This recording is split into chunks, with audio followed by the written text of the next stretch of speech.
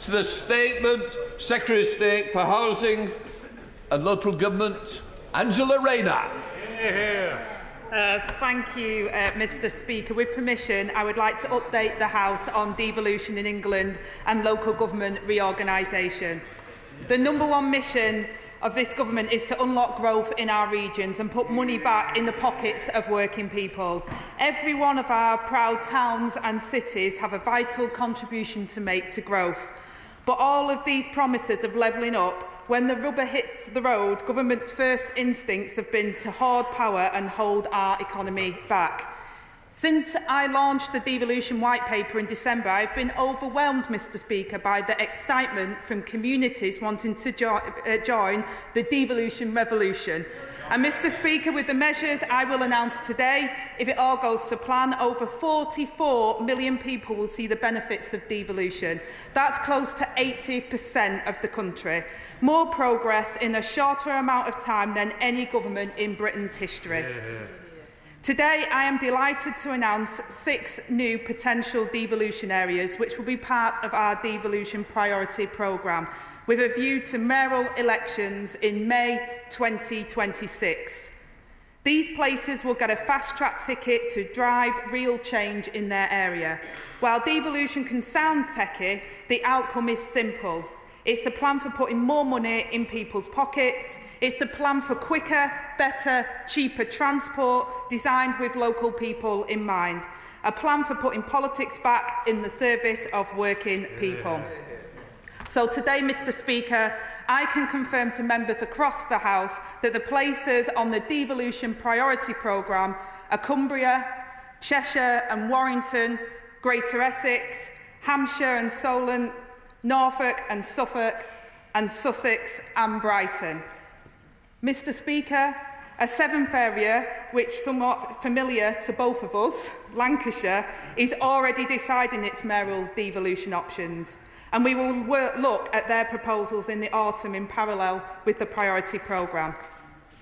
When I became Deputy Prime Minister, I promised that this government would change the future of the north of England, so Northerners would no longer be dictated to from Whitehall. The programme I announced today will see the north of England covered by devolution. But, Mr Speaker, this programme is for all of England and is shown by the significant progress in the east and the south. Today, legislation comes into force creating mayoral devolution in Greater Lincolnshire and in Hull and East Yorkshire, electing their first mayors this May, as well as foundational devolution in Lancashire and Devon and Torbay. Mr Speaker, every place can see a benefit from devolution, and we want to move quickly so to release these benefits within the first term of our government. Whether it's more regular bus services, more affordable housing, or simple fact that local people will have a local champion with regional influence. Mayors have a proven track record of delivering growth and higher living standards. But we are clear that where a mayor isn't using the powers to benefit their residents, government has the tools to ensure delivery. We will create strong accountability measures in the English devolution bill to ensure mayors deliver the housing, transport and infrastructure their residents need. But devolution is only as strong as the foundations it's built on. Despite the funding injection by this government, councils of all political stripes are in crisis. A decade of cuts and sticky plaster politics has left councils in a 14-year doom loop. That's why we're fixing the foundations of local government by reforming funding and focusing on prevention. I know how vital local government is for achieving our government missions. I also know that reforming local government means tough choices, choices that the Conservatives were simply too unwilling to take. Councillors of all types, including district councillors, tell me the two-tier system isn't working. So alongside our wider reforms, this government is committed to making simpler, more efficient and clearer structures so that residents can access good public services without eye-watering price tags. These kind of reforms, Mr Speaker, won't happen overnight, but we're determined to deliver fairer funding to end the postcode lotteries so that everyone gets the support from public services that they deserve. And that is why today I will be issuing a legal invitation to all 21 two-tier areas to submit proposals for new unitary councils. Letters and the accompanying written statement will set out the requirements for these proposals. New unitary structures will be the right size to achieve efficiencies, improve capacity and withstand financial shocks. But, Mr Speaker, I am clear about the need for flexibility when reorganisation goes hand in hand with mayoral devolution and when coupled with ambitious plans for housing growth. So these proposals will be developed with effective local engagement and dovetailed devolution arrangements. And I want to reassure members that this process will involve extensive engagement with local communities and members of this House. Now, Mr Speaker, turning now to the timings of local elections in May. For certain areas, a significant amount of work is needed to unlock devolution and deliver reorganisation. For this reason, some areas requested to postpone their elections in May 2026 until May 2026. The government's starting point is for all elections to go ahead unless there is a strong justification for postponement. And, Mr Speaker, the bar is high, and rightly so. I am only agreeing to half of the requests that were made. After careful consideration, I have only agreed to postpone elections in places where this is central to our manifesto promise to deliver devolution. We're not in the business of holding elections to bodies that won't exist and where we don't know what will replace them. This would be an expensive and irresponsible waste of taxpayers' money. And any party calling for these elections to go ahead must explain how this waste would be justifiable. And to that end, Mr Speaker, I've agreed to postpone local elections in East Sussex and West Sussex, Essex and Thurrock, Hampshire and the Isle of Wight, and Norfolk and Suffolk. I have also agreed for the postponement in Surrey, given the urgency of creating sustainable new unitary structures and to unlock devolution for this area. For all these areas, I intend to move to elections to the new shadow unitary councils, as is the usual arrangements during local government reorganisation. Mr Speaker, we are postponing elections for 1 year, from May 2025 to May 2026. There is a well-established precedent here, as the party opposite knows all too well. North Yorkshire, Cumbria and Somerset, as well as Buckinghamshire and North Hampshire, all had their elections rescheduled by the previous government. Mr Speaker, I will lay the relevant secondary legislation for this when Parliament time allows, and local elections will take place as scheduled in all other areas. I should be clear, though, that all two-tier areas should be making plans to move to simpler structures regardless of election delays. The invitation will be sent to all two-tier areas with a timetable that takes into account their election has been delayed. Mr Speaker, I know the devolution journey may not always be comfortable for politicians in Whitehall, but it isn't supposed to be. After all, we are undergoing a generational power shift from Whitehall to the Town Hall. We have already seen a huge amount of goodwill from Labour Secretary of States willing to give up newly won powers for the sake of our towns and cities. Secretary of State for Energy, Transport, Work and Pensions and Innovation have led the devolution charge. And now the Prime Minister and I ask MPs in this place to do the same. And I commend this statement to the House. Shadow Secretary of State, Kevin Hollinrake. Come on. Thank you, Mr Speaker. I can thank the Deputy Prime Minister for her statement in advance sight of it. Although supportive of the principle of devolving power to local areas, we are totally against her plans to abolish every county council and every district council in England, and the unprecedented mass postponement of local elections for at least 1 year. Today is a very worrying day for democracy in this country. She is making local government less accountable to the people and more accountable to her.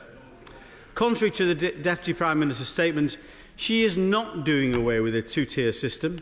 She is simply creating a new tier of Orwellian-sounding strategic authorities, which are closer to her and closer to Whitehall. And these are for her to use as a pawn to implement this government's deeply unpopular socialist agenda.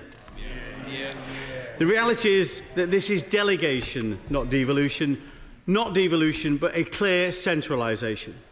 As Dr Andy Mycock of Leeds University sets out in his recent paper on her plans, there are clear concerns about the potential power drain of backbench local councillors if local government is seen increasingly as a delivery agent. Let us be clear, this announcement is a huge upheaval of local government right across the country, but this was not a government manifesto commitment and she has no mandate for it. These are her choices, and she has put a gun to the head of local councils to force them into a decision with little regard for local people. This is not the invitation she claims in her statement, it is an instruction. No council should be bullied or blackmailed into local government restructuring. Local government should be local to residents and respect local identities. We have a proud record of supporting devolution where we worked with local people and delivered devolution from the ground up rather than this top-down approach. The government tried to claim that they were taking a bottom-up approach. Indeed, the Minister for Local Government said exactly that on the floor of this House on the 20th of January. Yet, in her very statement, she admits that all two-tier areas should be making plans to move to simpler structures. Whitehall diktats imposed on local people rather than the locally led approach we followed, which are prone to problems, especially when rushed. So the questions I have for the Deputy Prime Minister: how exactly does it put more money in people's pockets as she claims? What evidence has she got that will mean lower bills for taxpayers? How is this consistent with the Prime Minister's claims in March of 2023 that council tax would not increase by a single penny when they were in government? Does she accept that she has no electoral mandate for this huge upheaval? Does she also accept that these changes, which will mean every single council employee in two-tier areas reapplying for their jobs, will impact on local services, including planning delays? And how will this impact on her plans to deliver 1.5 million homes in this Parliament, a 50% increase from the 50-year record levels delivered by the previous government? Councils in some areas of the country, including in this announcement, are carrying very high levels of debt, Woking and Thirsk to name but two.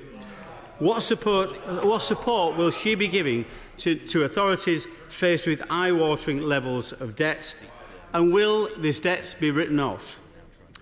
What is she doing to ensure that, as a result of today's announcement, that authorities do not embark on reckless asset disposal programmes and spending sprees? And can she confirm that elections will be delayed for a maximum of a year? Or is it the case, as we have heard, that elections could be delayed by up to 3 years? Thank you, Madam Deputy Speaker. Well, I've been very clear that Labour is embarking on a once-in-a-generation project to unlock growth in our regions and shift power out of Westminster and into local communities. I'm not quite sure where the benches opposite are. I can't quite figure out whether the Conservatives agree with it or whether they don't agree with it by that response, Madam Deputy Speaker. But what I will say in response to the Right Honourable Gentleman's questions was, first of all, it will unlock billions of pounds of money so that we can spend on frontline services. And that's why councils have come forward and want to work with us to ensure that we deliver.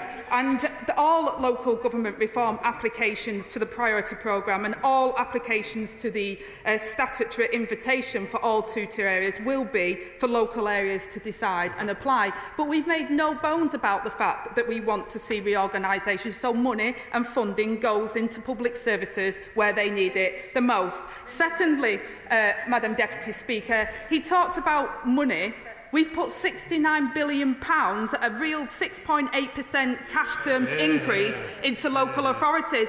In contrast, Madam Deputy Speaker, 23% cut in the last decade under the Conservatives. So when he talks about council debt, it's his government that has pushed councils to the brink. And he talked about impact on local services. We are working with councils to inject the money and resources so that they can deliver for local people. It's his government that brought them to the brink. He talked about housing targets. I can't believe, Madam Deputy Speaker, he wants to talk about housing targets because his government failed to meet their housing targets every single year and has left us with a housing crisis. The former minister should be apologising for his government's record on housing. Madam Deputy Speaker, we're proud of the work that we're doing on devolution. We're proud that we're working with councils. We're proud that we're bigging up the work of our local authorities and we'll continue to support them, unlike the party opposite did. Chair of the Select Committee, Florence Eshalomi. Thank you, Madam Deputy Speaker. And I want to start by thanking the Secretary of State for bringing forward the government's ambitions in terms of devolution across England. I welcome the commitment into putting power into the hands of local communities so that people can actually feel that decisions are being made with them and not to them. I think it is fair to say that we've seen proposals come forward from areas, including Essex County Council, who want and welcome some of these changes. So we should respond to them. And in terms of some of the councils where elections will be postponed, again, we know that during the last government we saw 19 council areas where we had local council expansions. And the expansion of the mayoral model is welcome, building on the success over the last few years. And this statement includes parts of the country, if we're frankly honest, has been failed by successive governments in terms of tackling regional inequality. However, there are major structural reforms to local government. There are major reforms to tackling implementation in the last few years, and there are concerns around disruptions to services. And councils are already seeing that crisis, Madam Deputy Speaker, and the impacts it will have on the most vulnerable. So can the Secretary of State ensure that these transition arrangements will not impact the essential services so many of our constituencies rely on a day-to-day basis?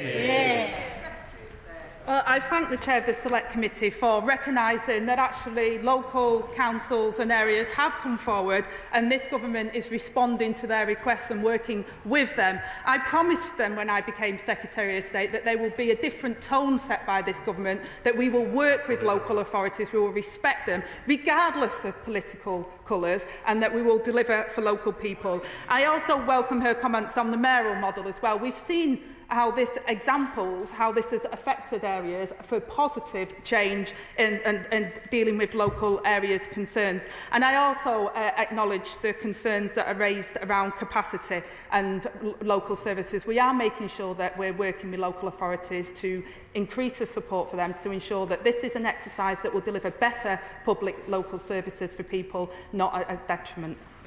Liberal Democrat spokesperson Vikki Slade. Thank you, Madam Deputy Speaker. I thank the Secretary of State for advance sight of her speech, but I am disappointed that we read the list of the cancelled elections on social media well before the list was made available to Parliament, and I would be interested to know how that was allowed to happen. A key pillar of our democracy is the right to vote, making your mark for the person you want to represent you. The Conservative councils that asked for and have been granted the right to cancel their elections have created crises in special educational needs and have let their residents down.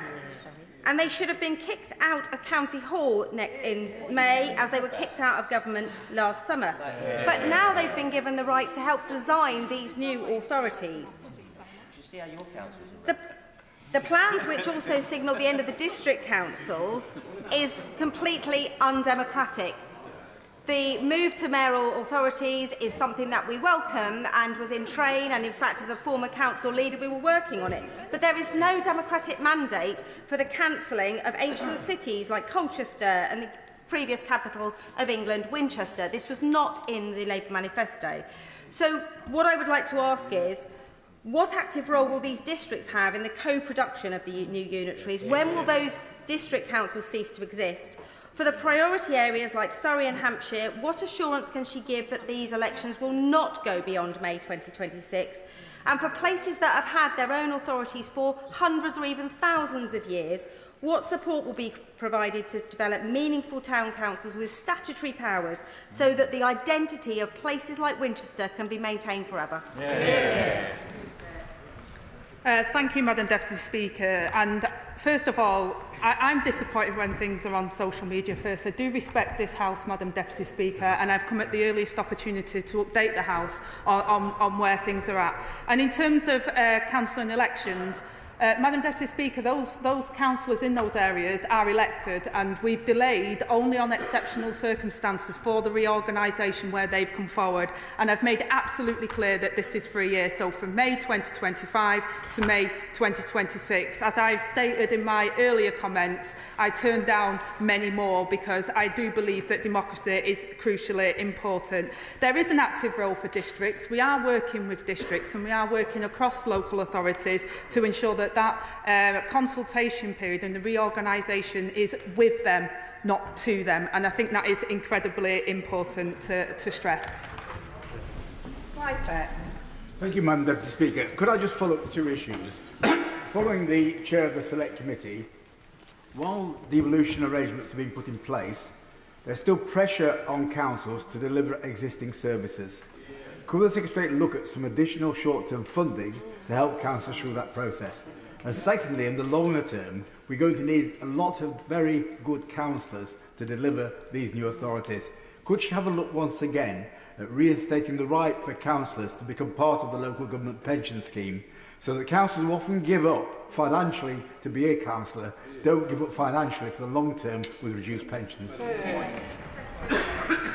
Thank you, Madam Deputy Speaker. We do recognise the pressures on councils. That's why we're delivering a real cash increase to councils and £5 billion more in the settlement, Madam Deputy Speaker, which my honourable friend will be taking after the statements that we've had today. We do recognise that councils have had it really difficult under the previous administration, and that's why we're working with them. We're giving them real terms increases to their budgets, and we want to see reorganisation that focuses on delivery of service for the people who desperately need it. Sir Roger Gale. Madam Deputy Speaker, some of us have been around the local government reform circus on a number of occasions in the past, and I fear that the Right Honourable Lady is going to find that this piecemeal approach will be disastrous. Yep.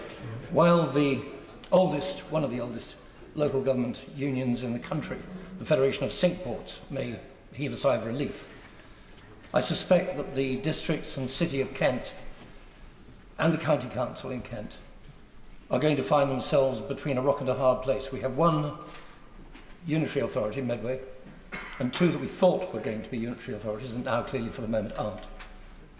How can the Secretary of State reassure me that we're not simply now going to be left with a lot of lame duck local authorities for the foreseeable future?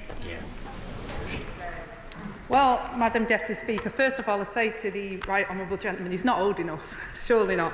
And then I also say gently to the Right Honourable Gentleman as well, we can't have it both ways where he's suggesting that this is piecemeal, but his front bencher suggesting that I'm tearing down local democracy. It's just not true. Local areas are coming forward and we're working with local councils and local areas. I've talked about the real terms cash injection, which my honourable friend will talk about in detail later on this afternoon, but also the collaboration and the way in which we want to work with local authorities. I don't see any lame duck local authorities out there. I see local authorities of all political persuasions that are delivering vital public services that have felt absolutely pillared by the previous government, and I see a government now determined to change that.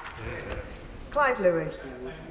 Can I first of all congratulate the Secretary of State and her ministers for the work they've done on this, and also for the exhaustive consultations that have taken place between MPs and local councillors and councils and stakeholders. No one is being forced on this journey, but we in Norwich and Norfolk are happy to be on the express elevator to devolution. And I would also say, can I just make this point? After 14 years of austerity and cuts to adult social care and children's services under the last government, can the Secretary of State promise us that she will encourage these new local authorities to develop co-development, co-production on these services, that they will be taken in-house and we can end the privatisation and outsourcing that has ruined those services for so many years.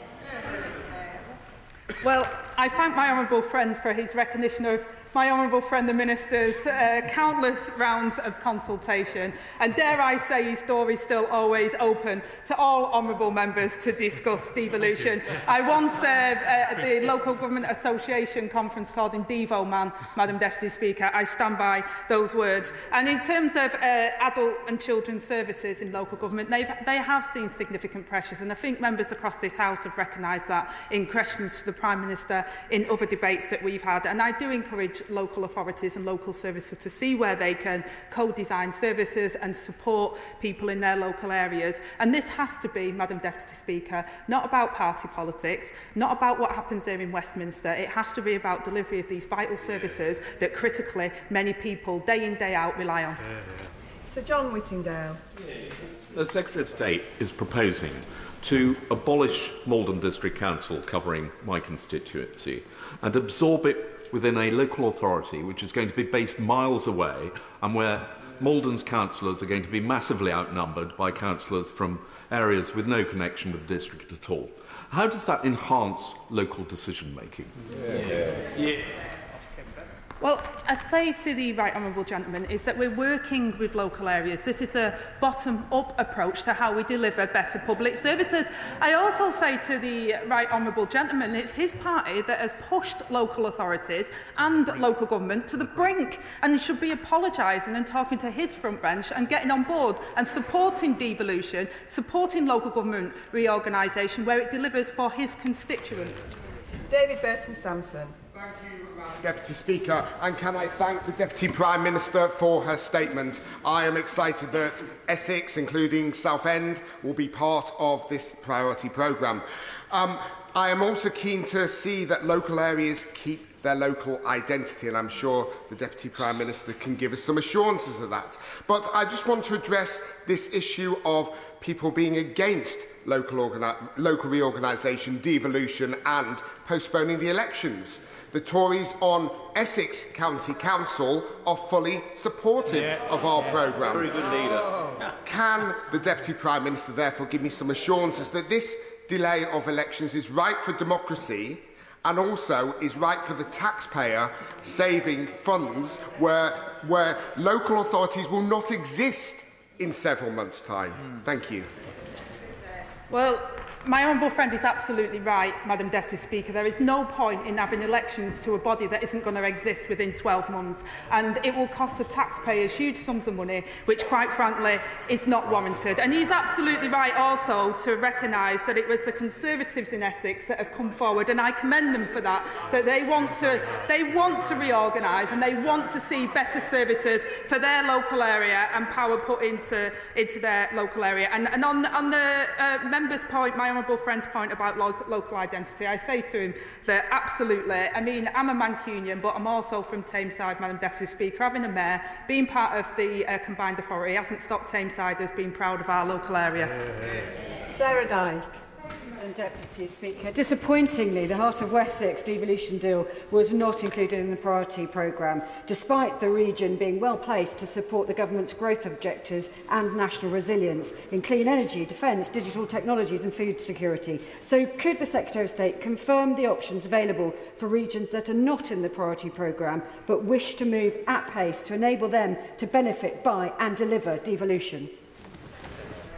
Well, I thank the honourable member for first recognising the positivity that devolution can unlock for local areas. And it wasn't included in this round because it wasn't developed enough. But, Madam Deputy Speaker, I urge members and those local areas to continue to work with this government because we want to deliver for them, and we'll continue to make sure that we can deliver devolution across the whole of England. Imran Hussain. Thank you, Madam Deputy Speaker. And you will, of course, know that councils like Bradford have been cut to the bone. We've lost £350 million, 60% of our funding since 2010, forcing impossible cuts to social care, homelessness support and SEND services. And the reality is 14 years of Tory failures have resulted in our communities being devastated and our services being decimated. While additional council tax flexibility has been granted to places like Bradford, this is not a long-term solution. Frankly, not fair on residents to pick up the tab for 14 years of Tory failure. So will my honourable friend, the Deputy Prime Minister, confirm how this government will deliver a long-term sustainable settlement to put councils on a stable financial footing which must reflect real need? Well, my honourable friend is right to categorise what the Conservatives have done to local authorities, and it's not a party political thing to say that. Many councils of all different political persuasions will say the way in which the previous government went about local government was very much not to respect them and not to fund them. The vital public services that local government delivers, we recognise that. We recognise what they do, and the Minister will be setting out the plans that we have to give sustainable funding for local government into the future, because we recognise they're vitally important and we consider the work that they do critical to this government's mission. Sir Bernard Jenkins. Thank you, Madam Deputy Speaker. Can I invite the Secretary of State to publish the evidence that these local government reorganisations will actually, in the long run, save money, because there is none unless she can publish hard evidence. And can I also ask her to heed the warnings of the Chair of the Select Committee on her own side and the former Chair of the Select Committee on her own side, who are warning about the disruption of local government and by abolishing two-tier local government, that it will be a mess, that she will have to fund that mess out of central government funding. Otherwise, there will be more cuts in public services to pay for this reorganisation. Which is it to be? Well, Madam Deputy Speaker, I say he should speak to his colleagues in Dorset, because they have made savings. They understand what local government reorganisation can deliver. And we've seen this up and down the country. His party used to believe in devolution, and we've seen how that can deliver for local areas. And we can save money. But this isn't just about saving money. This is about creating devolution, pushing power out of Whitehall into the town halls so that mayors and local authorities can deliver public services that are responsive to local areas' needs. And that's what we're trying to deliver from the bottom up, working with local authorities. He should get on board. Chris Curtis. Thank you, Madam Deputy Speaker. Can I just take a moment to thank the many council leaders and council staff from across my area who have worked tirelessly to move the barriers and blocks out of the way in order to get a deal for Bedford, Luton, Milton Keynes and Central Bedfordshire. Unfortunately, what they've come in contact with, possibly proving the argument for why we need devolution more than any other, is a government department that has not tried to move barriers out the way, but has put barriers in the way of achieving the devolution deal that we want and we know is needed for our region. So let me be perfectly clear.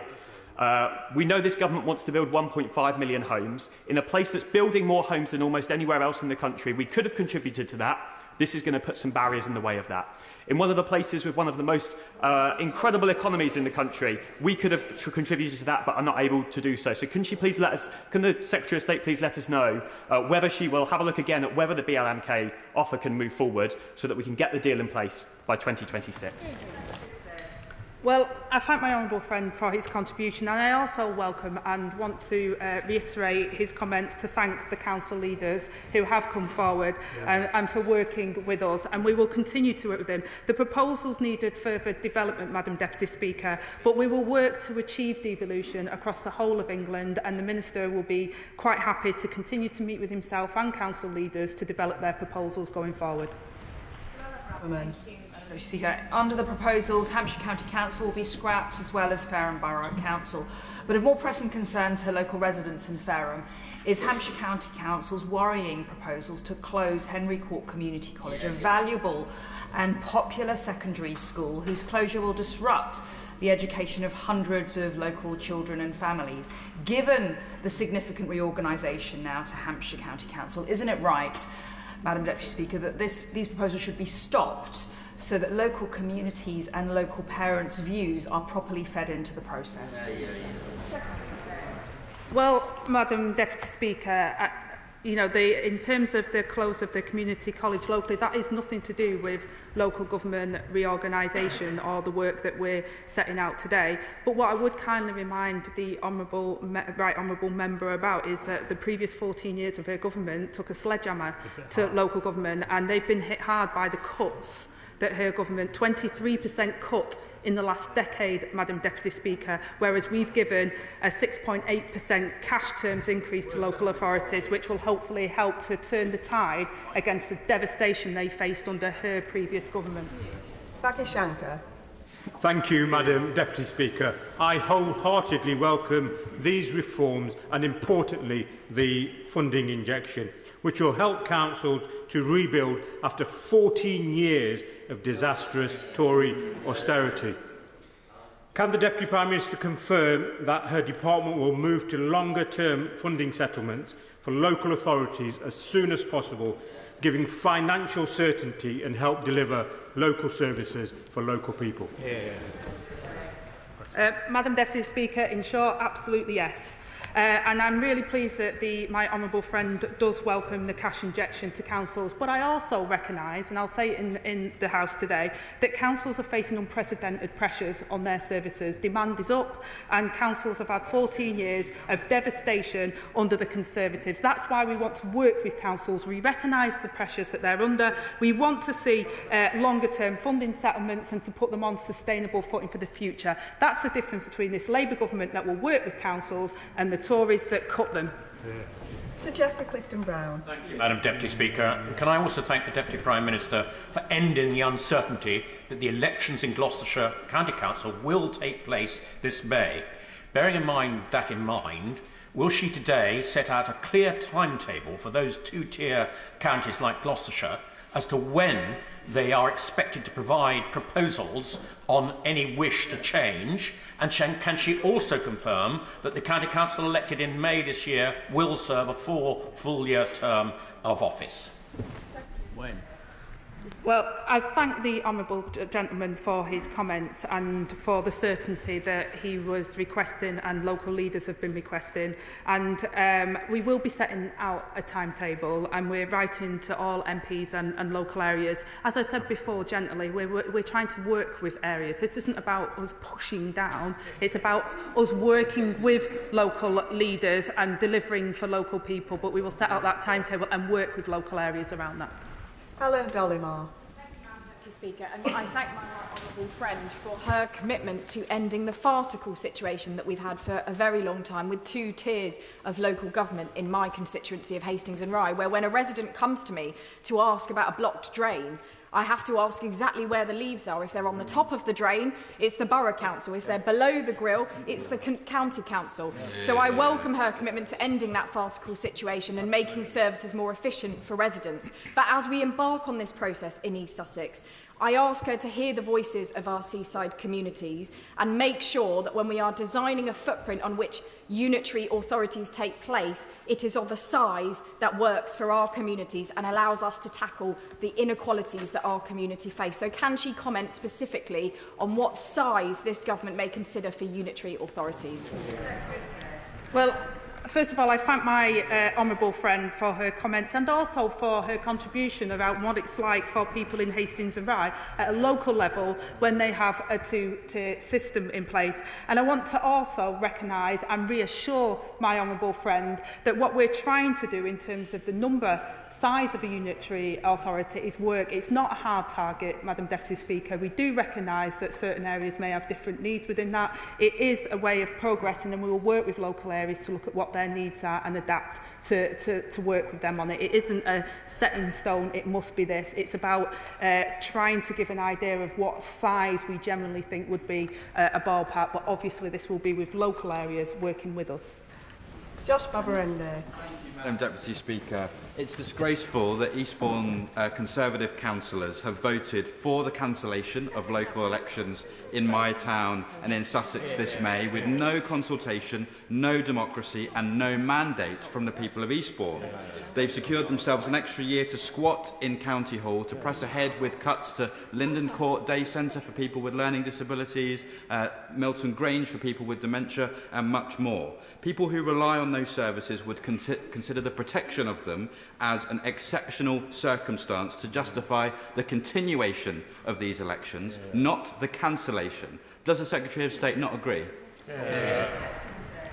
Well, I kindly say to the honourable member that the people of Eastbourne voted, whether we like it or not, for those councillors. What we have said is that we will facilitate a one-year delay for reorganisation that will deliver for the people of Eastbourne. So I don't see this as an opportunity for people to swat or whatever else the honourable member quotes. They were elected, they are doing a job for their local areas, and we will continue to deliver the biggest wave of real terms cash increase, 6.8% cash terms increase, 69 billion to local authorities to help them deliver services and turn the tide on the years of cuts and failure from the Conservatives. Amanda Martin. Thank you, Madam Deputy Speaker. I firstly want to thank the Government for additional monies to my council, which have gone some way to the horrendous cuts from the last government. Madam Deputy Speaker, I love my city and the people in it, but it has been failed by governments and councils before it, leaving inadequate housing, job opportunities, transport, education and public services across my city. The council's decision and hard work to apply and now be on the priority list of devolution is a positive and tangible opportunity for Portsmouth people, especially in what I believe has been the neglected northern part of my city. I'm not denying hard work, Madam Deputy Speaker. Collaboration and cooperation will be needed across councils and parties, and that strong leadership, communication and transparency will be vital to ensure the success. We know that local government is at its best when decisions are made by local people, and we have seen the positive changes of devolution. I will do what I can to support my city, but Madam Deputy Speaker, can the Minister confirm that Portsmouth, in moving to devolution, will have a financial and government support to enable my city to progress and meet timelines? Well, I congratulate my honourable friend for always championing her city of Portsmouth in this place, and she's been a valuable contribution since the general election. And I will confirm to her as well that we will be giving financial and logistical support to local authorities as we move towards supporting them in delivering good local services. Before I call the next member, can I just ask members to keep their questions short? Steph Acklerone. Deputy Speaker, I refer members to my register of interest as a Norfolk County Councillor. The Conservatives leading Norfolk County Council have nearly bankrupted our county, failed children with SEND, penalised those with disabilities, blown £50 million on 4 miles of never-to-be-built road, broken our transport system, taxed and complicated our recycling centres and left our roads pockmarked with potholes. So what is it about this glittering record of success that attracted the Secretary of State to allowing them to negotiate the future of Norfolk's devolution? Well, Madam Deputy Speaker, I'm not as close to what's happening in the Right Honourable Gentleman's area as he is, but what I will say is that obviously that local people have elected their local councillors, and it's for them to do that. What we are trying to achieve here, Madam Deputy Speaker, is to push power out of Whitehall into local areas and to have local government reform so that we can build better public services for local people, and I hope the Honourable Gentleman will work with us to deliver that for his constituents. Sean Davies. Getting power out of Whitehall into the hands of local people will be a game changer for many communities who feel very distant from this place. But can we ensure that Whitehall, their vested interests and petty rules do not get in the way of more devolution in the West Midlands? And does my honourable friend agree with me that it's a sign of how the Conservative Party has changed, that it now fundamentally disagrees with Lord Hessetine's view of local government set out some time ago? I absolutely agree with my right honourable friend, and he knows local government particularly well because of his contribution, Madam Deputy Speaker, for many years before he was elected to this place. And we do want to see more devolution across the West Midlands. This government is absolutely determined to work with local authorities and local areas to deliver devolution, because we know that people with skin in the game will deliver the better public services that those people rely on. Pete Wishart. Madam Deputy Speaker. I'm one of these few Scots that's a big fan of English devolution. I just sort of believe that England could just about survive without the input of Scots like me. But she calls this ambitious. It's got all the ambition of a hesitant dormouse. Where's the grand Gordon Brown vision of a Senate of the nations and regions and the abolition of the House of Lords? The only thing that seems to be going on down there is her stuffing that place full of even more Labour donors, cronies and failed MPs.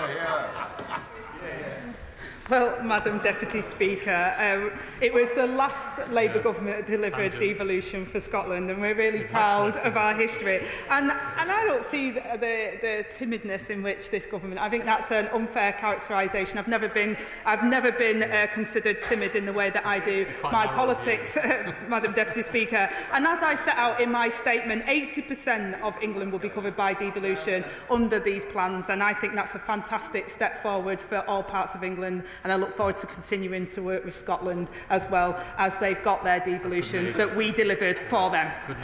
Jacob Collier.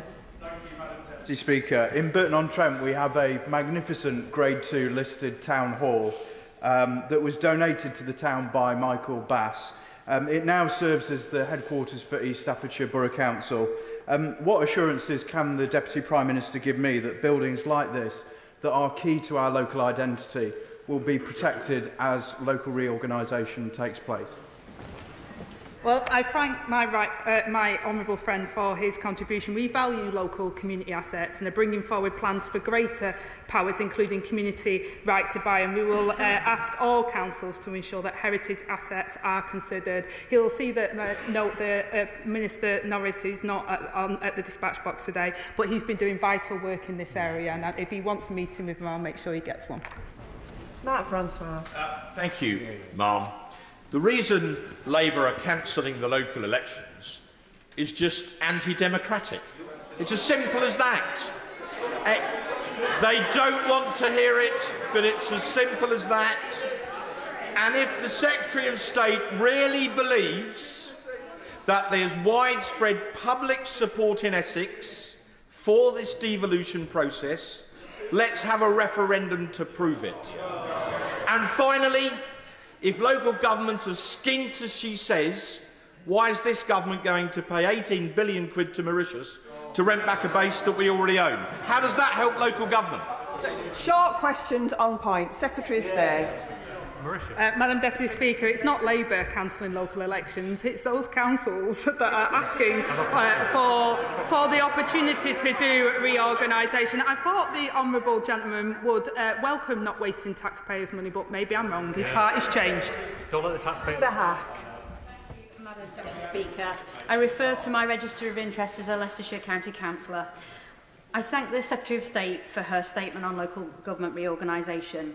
As Leicestershire have applied but were unsuccessful to go forward in the fast-track scheme, could the Deputy Prime Minister confirm the timetable for those other local authorities so they can also be included in the devolution revolution and secure long-term benefits for our communities? Again, Madam Deputy Speaker, I would encourage them to respond to the consultation and to come forward. We recognise that some will be disappointed that we haven't taken their offer forward this time round. Some of them needed a bit more time and more development, but we're absolutely committed to deliver that because I want to see devolution across the whole of England. Rebecca Poole. Thank you, Madam Deputy Speaker. Can I just start by drawing attention to my register of interests? Firstly, I'd like to thank the Deputy Prime Minister for giving certainty for my constituents in Reigate and Banstead over the timing of elections. Many constituents will be disappointed, however. One of my big concerns, I think, really needs to be seriously considered is that around debt. So I am not against unitaries in principle. I think there are many benefits and advantages to them. However, I have great concerns around debt sitting in other district and borough councils that my constituents may end up footing the bill for. Please, can the Deputy Prime Minister give me some reassurance that my constituents will not be paying a bill they didn't incur? Well, I thank the Honourable Member for her comments, and I think it's a fair comment that she makes, and I also welcome her appreciation of the certainty that people need. We'll continue to work with local areas. I do understand that some areas have more debt than others. My honourable friend will be making a statement later on about local government settlement as well. We know the difficulties that local councils have faced, and we'll continue to work in discussions so that we make sure that her local area is not having to suffer a detriment because of unitarisation. What we want to see is positivity for her local constituents. Andy McNair. Madam Deputy Speaker, I enthusiastically welcome this statement and the great quality of consultation and ambition behind it. I particularly welcome what this means for Lancashire. We have been left behind for far too long, and so it is wonderful to see this government prioritising our great county. Full devolution with a mayor along with local government reorganisation can unlock our potential, deliver growth and ultimately put money in our residents' pockets. So will the Deputy Prime Minister join with me in calling on Lancashire leaders to grasp this generational opportunity? Absolutely, Madam Deputy Speaker, and I'm hopeful that Lancashire will have a mayor by 2026, and we'll continue to work with local leaders across Lancashire to deliver that so that he can continue to be proud of his local area and the contribution that it makes for all people of Lancashire, as I'm sure Mr Speaker is as well. Quite right. Zoe Franklin. Speaker. My residents, as I speak to them across Guildford, have raised again and again the fear of the impact of debt and the problems we have, particularly in Surrey, around finance. And local organisations have again and again raised their worries about how it will affect their bottom line on the funds they need to serve residents when councils no longer provide services. So will the Minister agree to meet with all of the Surrey MPs to discuss how the government is going to address the issues of Surrey's finances, because so far we have not been involved in those conversations? Thank you. Yeah. Again, Madam Deputy Speaker, we understand and are aware of the impact of debt on Surrey, and that's why it's within the priority programme. I'm happy for my Minister to meet with herself and others on this issue. We do recognise the difficulty within Surrey, and we want to make sure that people can benefit from reorganisation across the whole of England, including her constituents. Adam Thompson. Thank you, Madam Deputy Speaker. Special educational needs and disabilities families in Erewash and across Derbyshire have been broadly let down by Conservative-run Derbyshire County Council, as very profoundly shown in their recent Ofsted report. While I firmly believe that reorganisation of our local services is going to improve SEND services, news of the devolution plans has caused some worry for families in my area, concerned that reorganisation might mean further disruption to services. Can the Secretary of State reassure me and the many SEND families in Erewash that measures will be taken to ensure a smooth handover between the old authorities and the new? Well, Madam Deputy Speaker, I totally understand the honourable member's concerns he raises on behalf of his constituents in Erewash and the situation that Derbyshire County Council face. We did put £1 billion into SEND investment, and we have increased funding for local authorities. We do recognise the pressure, and I think it's fair to say, Madam Deputy Speaker, that SEND comes up quite significantly in this chamber. We are working, hopefully on a cross-party basis, to deliver for children with special educational needs and disabilities and those families who are really concerned about the lack of services and support that we heard only this afternoon at Prime Minister's questions for those families, and we'll continue to deliver for them. David Reid. Thank you, Madam Deputy Speaker. I thank the Secretary of State for finally giving confirmation that elections will go ahead in Devon. However, we've been told that if we weren't selected this time round, that devolution would be imposed on us. So would the Secretary of State please give an explanation to my constituents in Exmouth and Exeter East what that imposition looks like? Well, I say to the honourable member that we've just signed the devolution deed for Devon just this week, and we're working to go forward, and I welcome his comments on the certainty that we're delivering. But I will say to him, this is a start of a process. We will continue to work with local leaders, including members of Parliament from across this House, where they have interest in their local area, to deliver better public services and push power down from Westminster into his local area so that they can unleash opportunities around transport, for example, skills that we want to and determined to deliver for the people of Devon. Alex McIntyre. Madam Deputy Speaker, the Conservative-led Gloucestershire County Council has a dreadful record. CQC says adult social services require improvement, children's services are described as catastrophic, the fire service and special measures, health services failing, the crumbling at local authority schools, SEND system is broken, and don't get me started on the potholes. No wonder the Conservatives on the County Council wanted our elections cancelled this May. Yeah. But will the Deputy Prime Minister agree to meet with me and local leaders in Gloucester to ensure that we get the best deal for Gloucester residents from local government reorganisation and devolution? I thank the honourable member for his comments, and Gloucester has not fared well like the rest of England when it has come to the Conservatives that were in power before us. As I say, councils have really faced significant pressures and increases at the same time as 23% cut in the last decade from the previous government. My honourable friend will be happy to meet with the honourable member and other members around these issues, but we're determined to deliver better funding for local authorities and work to unlock the potential through the devolution agenda that we've set out. Dr Kieran Muller. Thank you, Madam Deputy Speaker. The Deputy Prime Minister has talked a lot about additional resources, but of course they're not being spread evenly. There are significant additional costs for delivering services in the rural areas that I represent, but as well as abolishing the Rural Services Grant, the provisional settlement will give around 40% less spending power per head to rural areas than urban areas. Does the Deputy Prime Minister agree that that's not fair, and will she commit to doing something about that? Well, I say to the honourable member that rural areas will also see a cash terms increase. We've given 6.8% cash terms increase. We recognise the challenges that local authorities have faced, and in particular rural areas as well, and that's why we've been working with local authorities to turn the tide on the cuts that we saw under the previous government, to invest in our local public services and to make sure that they're fit for purpose and they can deliver for local people. Theo Alaba.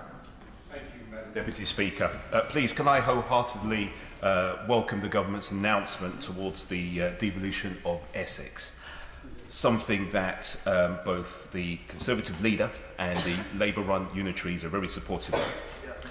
This announcement is right, it's generational defining, and is real local democracy. Southend and Rochford and Essex will be at its very best when decisions are made by local people who have skin in the game. Does the Minister agree that the benefits of devolution are best achieved where there is strong local leadership and accountability?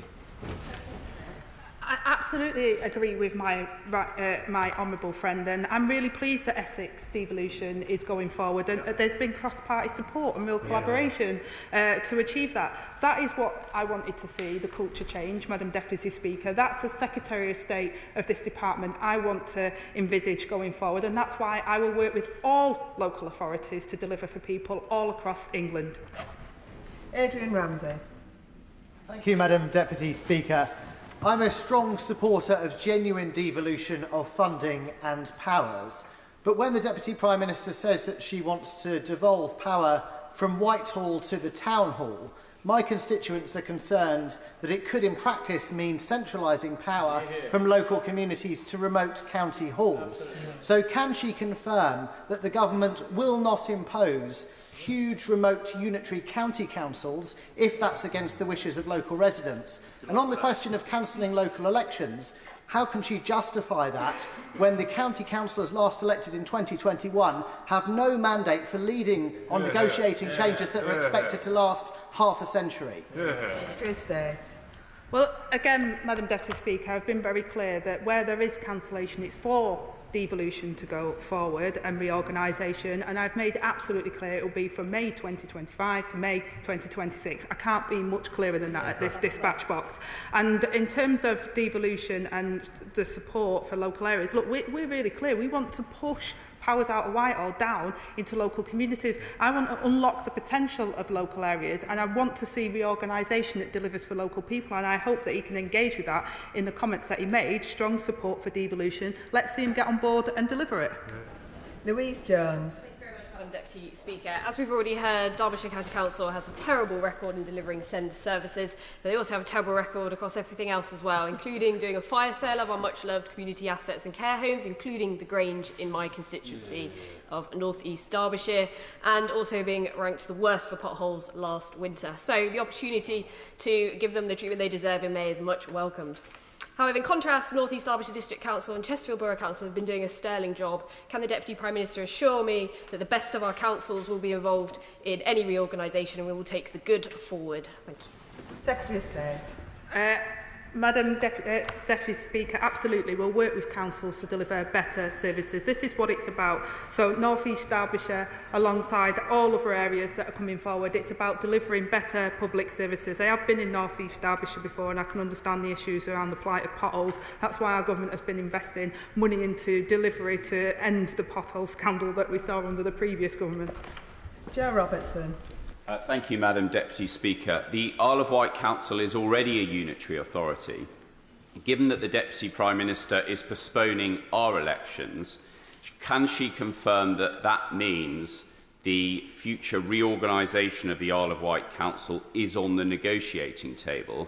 Otherwise, why would she be cancelling our elections? Secretary of State. Well, the Honourable Member will know just the fact that it's an island does provide limitations, but of course nothing has been taken off the table. We want to deliver reorganisation, deliver for the people of the Isle of Wight, and we'll continue to work with him as well as local leaders to deliver that. Jodie Gosling. Thank you, Madam Deputy Speaker. I refer members to my register of interest.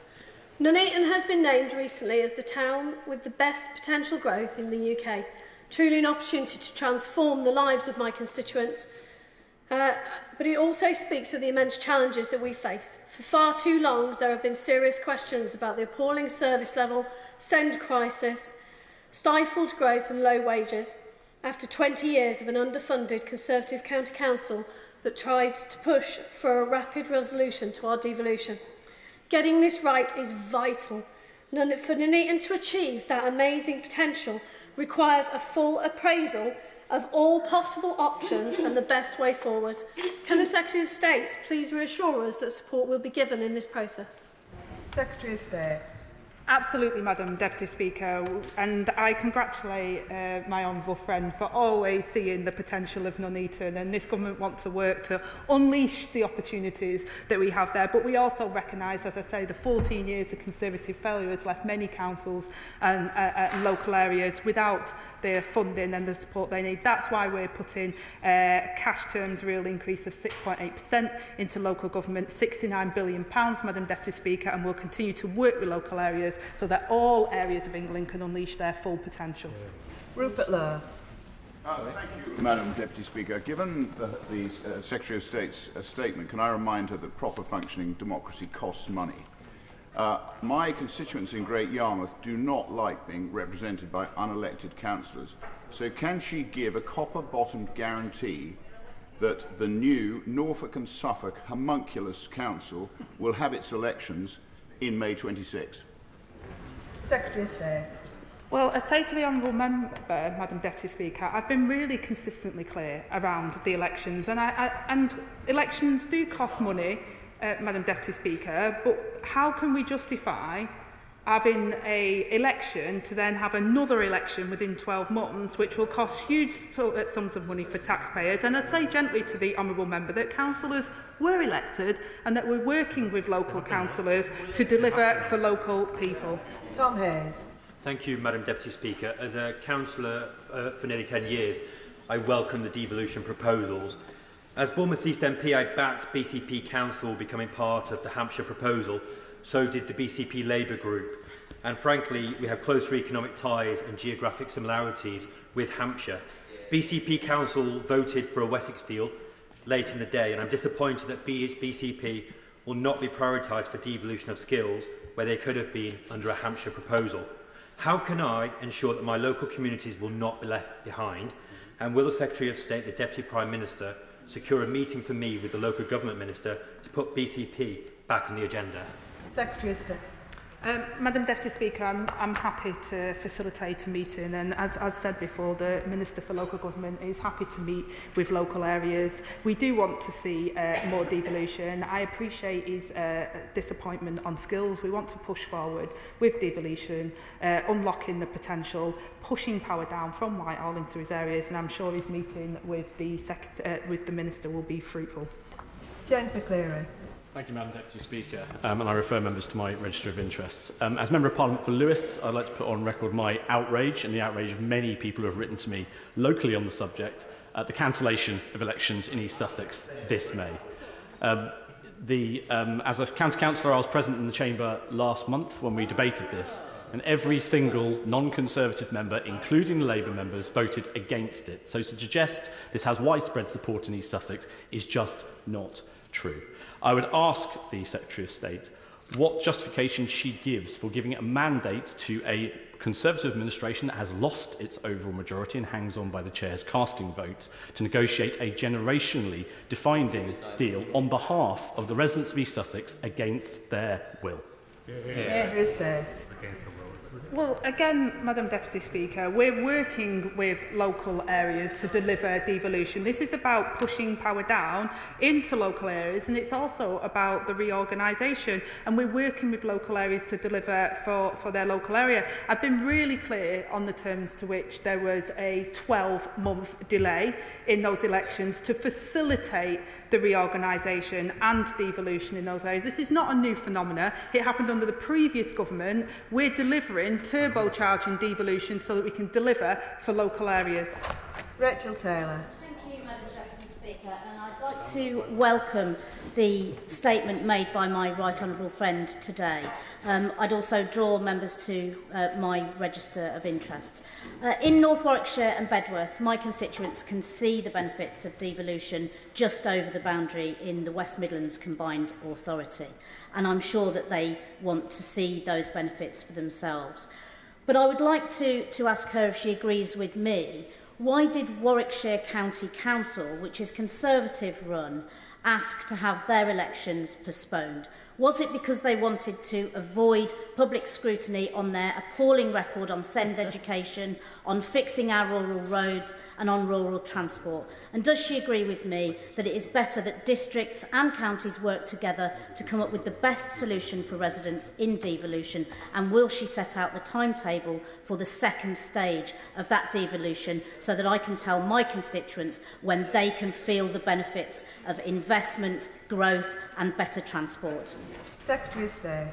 Well, as I've said, Madam Deputy Speaker, we'll work with all local authorities to deliver devolution. I understand that some areas will be disappointed that we didn't take it forward in this priority scheme, but we continue to be committed, and the Minister is happy to take that forward. We will, as I said, write out to local authorities and to continue to work with them so Warwickshire and her constituents can benefit from that. I would be remiss to comment, as I said over then, Madam Deputy Speaker, that there was a lot more areas that came forward to ask for delays in their elections.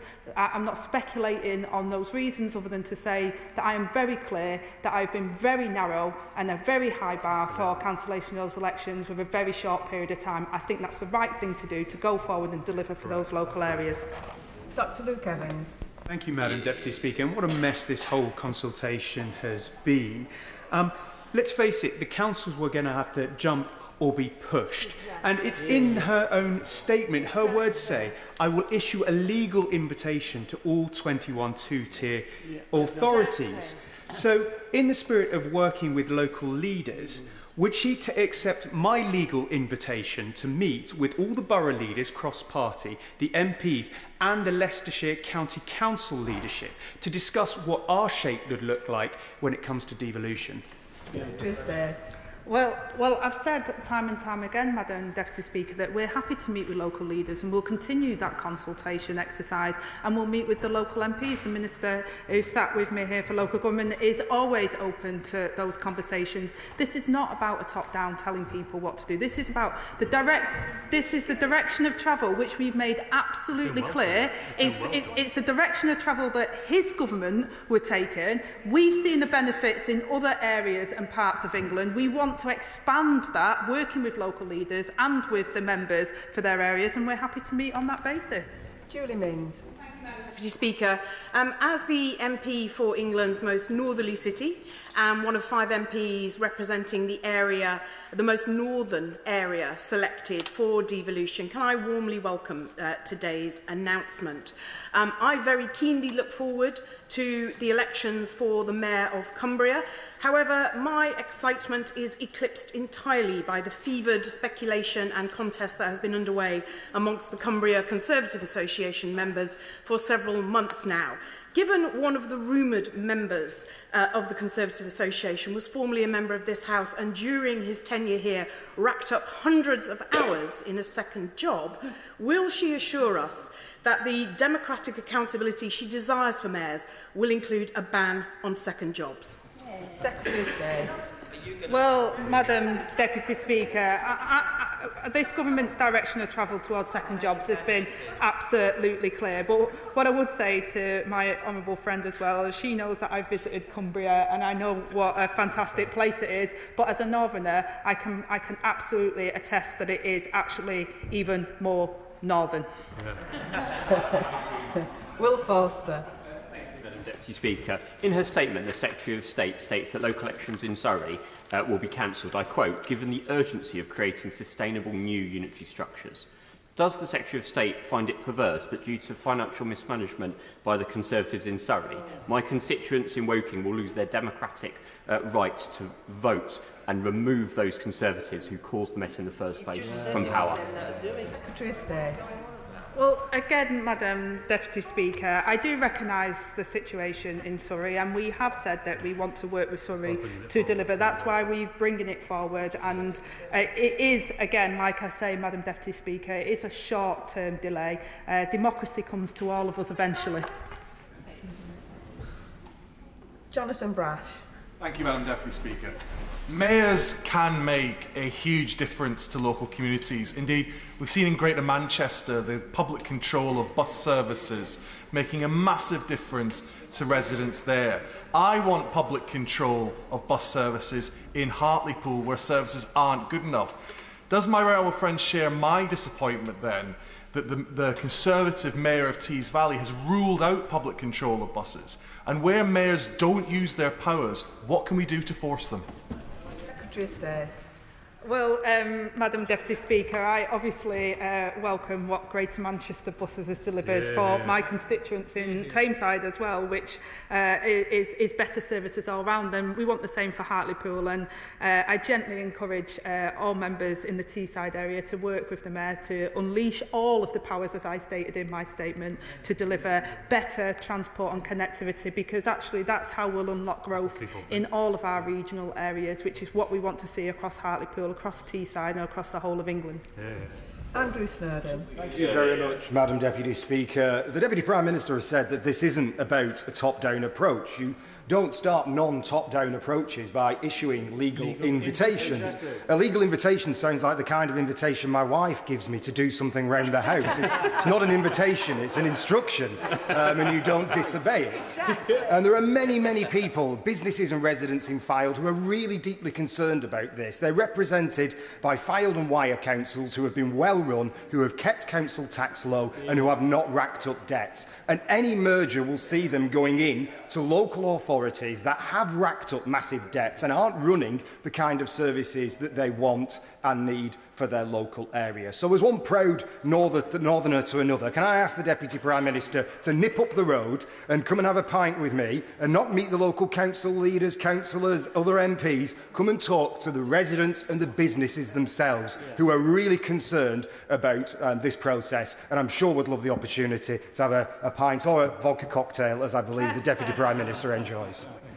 Secretary of State. Madam Deputy Speaker, he can't handle my cocktails, but if he wants to buy me a pint, then I'm happy to accept that. Look, Lancashire already agreed to come forward with their proposals, and we are working with them. This isn't about pushing people. I've made no bones about the fact that I want to see devolution across the whole of England, but we are taking an approach where we're working with local areas, and I hope that he can see that in the way in which we've been taking these things forward. And if his wife is giving him legal notices, I suggest marriage counselling. Burren Moon. Whereas, Madam Deputy Speaker, I thank the Secretary of State for her statement today. The Cornish people are proudly subject to the Council of Europe Framework Convention on National Minority Status. When the draft devolution bill is published, can I respectfully invite the Secretary of State to guarantee that it will in no way contravene the letter or the spirit of that European Convention? Well, what I will say, Madam Deputy Speaker, is my honourable friend knows that I've met with the MPs for the Cornish area, and I do recognise the Council of Europe status and the uniqueness in their area, and I hope that's come across in our conversations, and we'll continue to have conversations to make sure that we're acutely sensitive to the needs of the Cornish people and that we take devolution forward in the way that it's intended to deliver for people across Cornwall and to do it with them, not to them. Jess Brown-Fuller. Madam Deputy Speaker, I refer the House to my register of interests. Madam Deputy Speaker, voters in Chichester will be rightly disappointed that their right to vote has been stripped away in favour of creating what seems like a rushed unitary authority in just 12 months.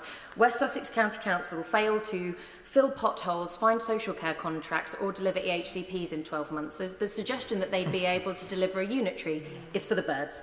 So does the Minister really believe that my constituents will get to vote in May next year, not just for a mayor, but for a unitary authority?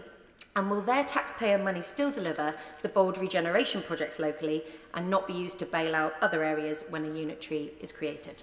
Secretary of State. Well, I say to the honourable member that this isn't a rush process. Reorganisation is coming because we're working with local areas. The priority programme, those that were selected for it was because they had plans that we felt were credible to get within that 12-month programme. We will continue to support, we'll give financial as well as logistical support to make sure that people across her constituency see the benefit of reorganisation, and that after 14 years of local services being hammered by the Conservatives, you've got a Labour government that is delivering for local people.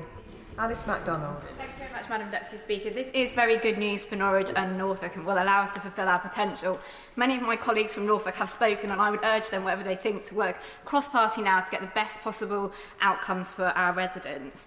Can I ask her specifically about growth? Norwich already contributes £3 billion annually to the economy, but we could contribute so much more. So can she outline the powers that mayors will have in this area, and will she reassure us that cities like Norwich, which are key drivers of growth, will have their voices heard in this process? Secretary of State. Well, I welcome my honourable friend's comments and how they talk up what's happening across Norwich and the £3 billion of growth that is already being delivered there.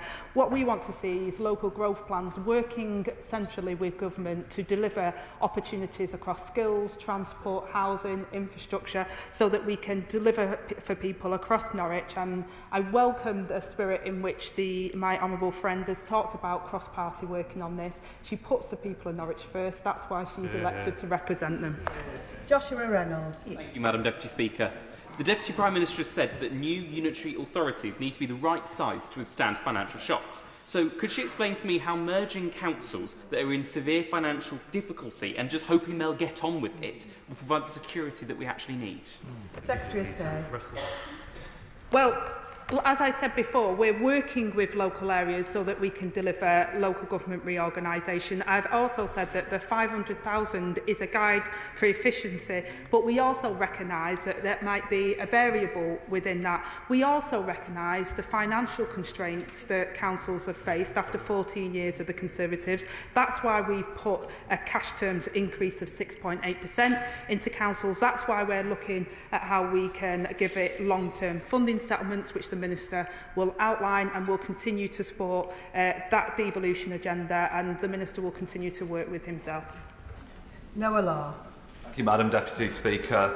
This government has unlocked £2 billion of funding settlement for local services across the country, and despite whatever you might hear from the Conservatives in Liskerno about £5 million here or there, or grumblings about burning the Prime Minister's turkey dinner, that is a very, very welcome boost to Cornwall.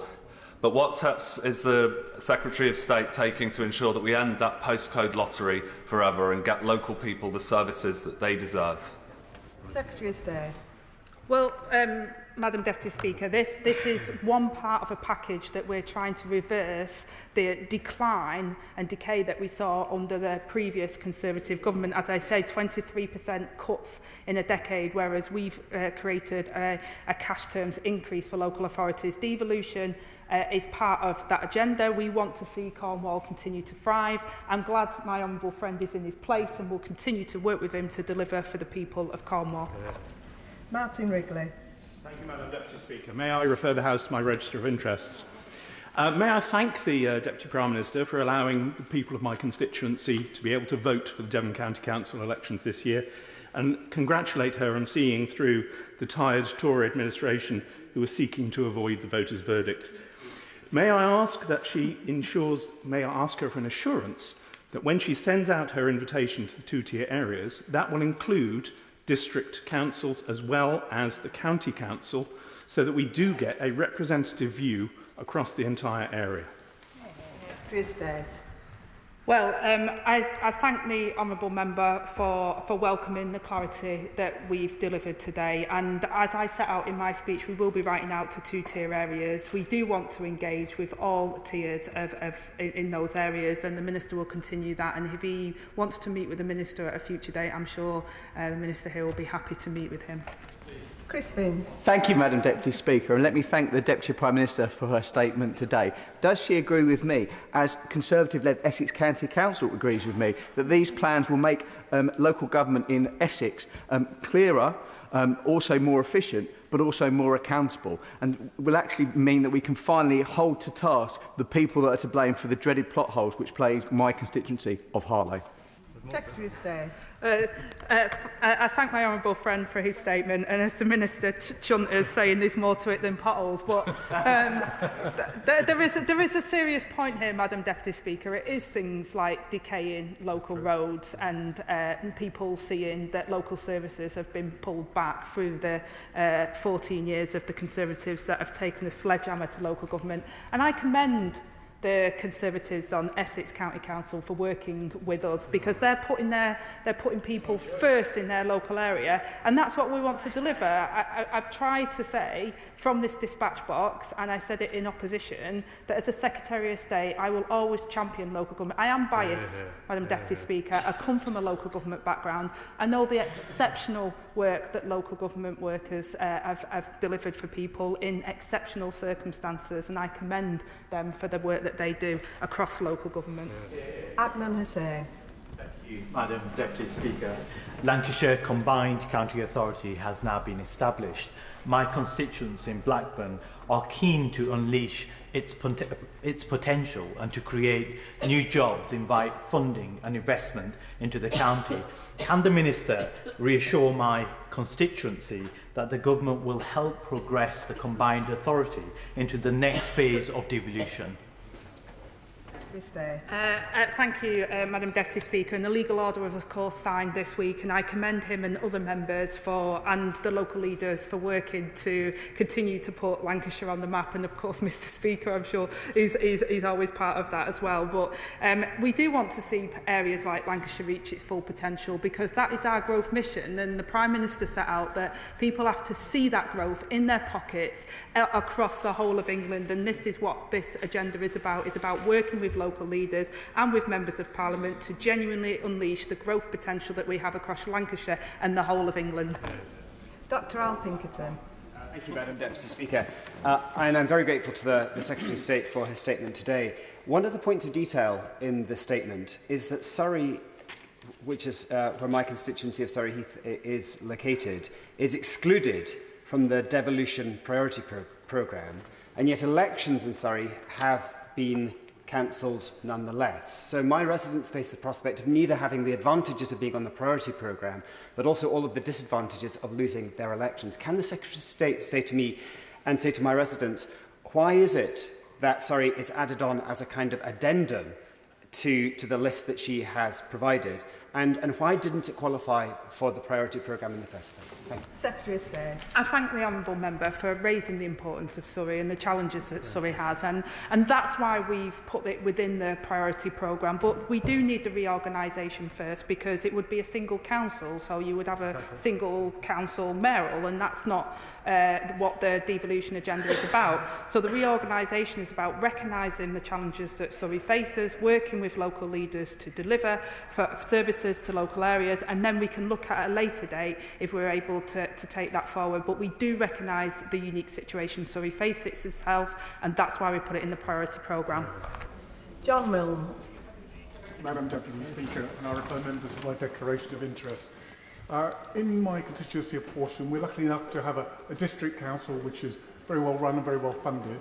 For that reason, we've been able to preserve, for example, a council-run and owned theatre, which would surely have been lost if it had been exposed to the bottomless pit of SEN budgets and adult social care. I am concerned that the loss of a two-tier system means that such wonderful institutions will be at risk unless they receive some kind of protection. Is there anything she can offer for the future when we become a unitary? Yeah. Secretary of State. Well, as I've said, Madam Deputy Speaker, this is about supporting local areas, and local government reform is about making sure that local areas can deliver good public services. I recognise that areas have faced significant cuts, and it has been a challenge for areas to keep local heritage and as I said in a previous answer, for local community assets. That's why we're bringing forward other legislation and support to protect them as well. But we'll continue to engage with local areas to make sure that local government reform delivers better services for his local constituents.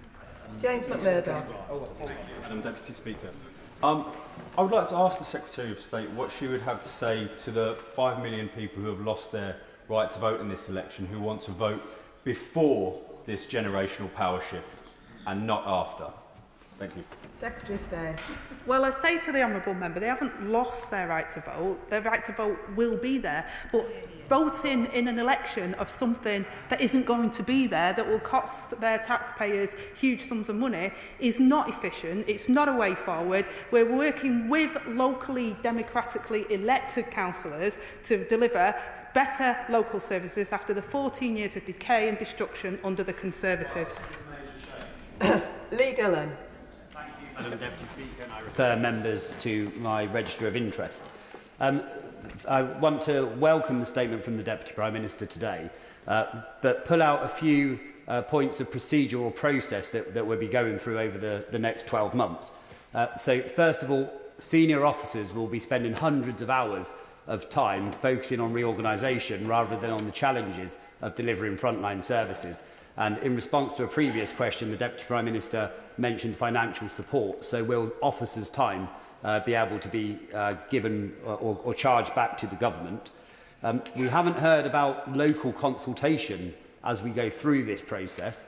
There will have to be boundary changes and boundary reviews done internally. Having been on a council where I've done that myself, that alone took over 12 months to achieve and had statutory provisions for consultation within that. Also, if we have an election in May 26, actually organisations, political parties, need to know what those wards are at an early basis so that they can do their selections, so they can do their approvals. Reform will learn about the importance of approval processes in all-out elections, I'm sure. And then finally, if there are delays within the processes, what mechanism does the Secretary of State have for then bringing forward elections even without the body to be elected to, if the Deputy Prime Minister is good to her word that elections will happen next May? And then finally, how will she keep the House updated on that progress? Secretary of State.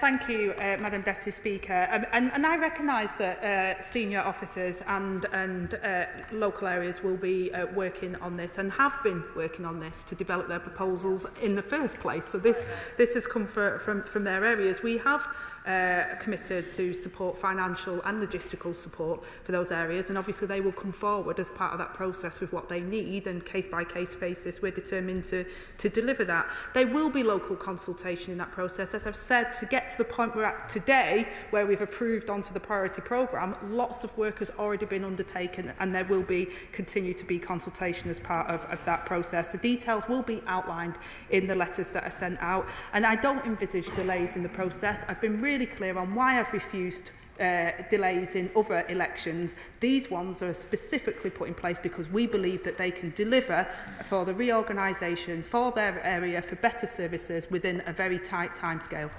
Richard Tice. Thank you, Madam Deputy Speaker. Dictators cancel elections, not democracy. Dictators. 5.5 million voters in southern England are being denied the right to pass judgment on the performance of their councillors over the last 4 years. Interestingly, in areas where Reform UK are expected to do rather well. In cancelling these elections, Secretary of State, in cancelling them, you've admitted, the Secretary of State has admitted she doesn't know what will replace them. So it seems to me there is a serious risk, as previously mentioned, of not being ready in 12 months' time, in which case, can the Secretary of State be crystal clear what happens? Are they delayed a further year, or will they go ahead in May 2026? Secretary of State. Well, Madam Deputy Speaker, just kindly, when the member talks about dictators, it's Reform leader that hasn't faced and elected to get to his leadership position, but the only one that hasn't. And I say to the honourable member as well, look, we're not cancelling election. I've been really clear on the rationale, which is not unique. It's not something that hasn't been done before. It's for reorganisation. It's for further devolution, so people in that local area will get more powers from this government, which is what we promised through our manifesto, and we will continue to deliver for people. I've got a very strict and narrow guidance on why I allowed those areas to delay their elections, and I'm confident that they will be able to deliver. That's why I refused others. I've been very acutely aware that we want to make sure that people have a say in their local areas. This is what the devolution agenda is all about, giving local people more say and more powers. Freddie Van Mierlo. Thank you, Madam Deputy Speaker. May I refer the House to my register of interests? It's fair to say in the streets of Herne and Tame, strategic mayoral authorities were not on the lips of residents during the general election. Health was, and the absolutely dire situation that the Conservatives left in my constituency. There is still perhaps a crumb of opportunity in this reorganisation in realigning authorities with ICBs so that we're avoiding issues where constituents can't get services on other borders. Is that something that is being taken into account? Secretary of State. Well, I say to the honourable member that whilst the exact wording of devolution might not have been on the lips, but change was on the lips of people, and that's why we got the mandate that we did. And he talked about health. We put £22 billion extra investment into our NHS because we recognise the challenges that they face, and ICBs are part of the devolution bill and are part of the white paper, and we'll continue to work to ensure that mayors have a say over what happens there. Alison Bennett. Thank you, Madam Deputy Speaker, and I refer the House to my register of interests. And I'd like to thank the Secretary of State for answering so many questions in this statement this afternoon. You've been on your feet. She's been on her feet for quite some time. I'm dismayed by the delay to elections in West Sussex. And one reason is that when the District of Mid Sussex recently went through a reorganisation of its ward boundaries, that took nearly 2 years to complete. Unitary authorities are larger entities, and it's an enormous task, especially given the scope of South and the East of England that has been announced today. What assessment has the Secretary of State made as to the LGBCE's capacity to deliver those boundary reviews? And can she expand on the financial support that will be given to councils to ensure that they can make sure they're able to merge vital public services? Secretary of State. Thank you, Madam Deputy Speaker, and I hope that my lunch is delayed and not cancelled.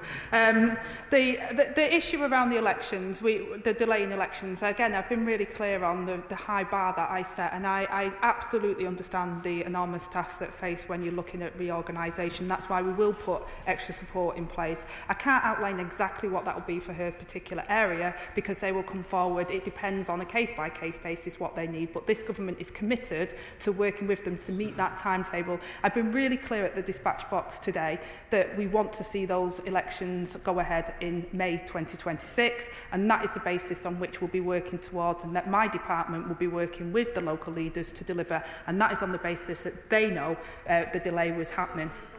The final question, Caroline Burden. Yeah. Thank you, Madam Deputy Speaker.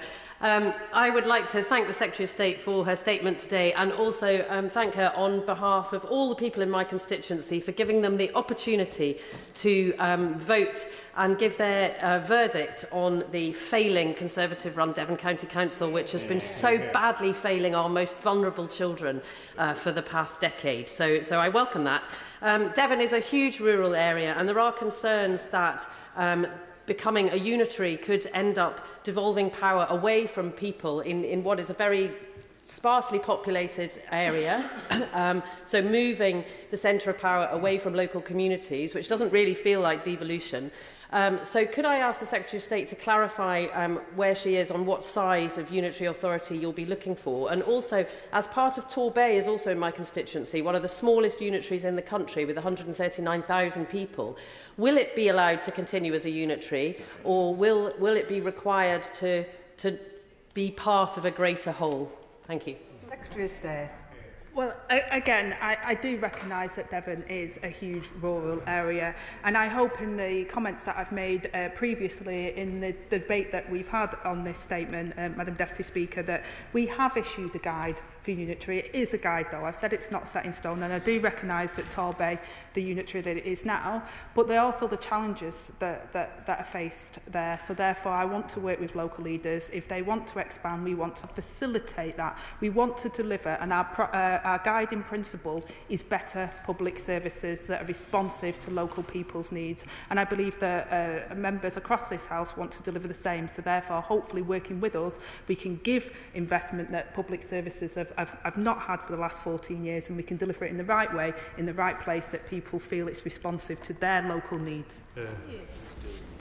That concludes this statement.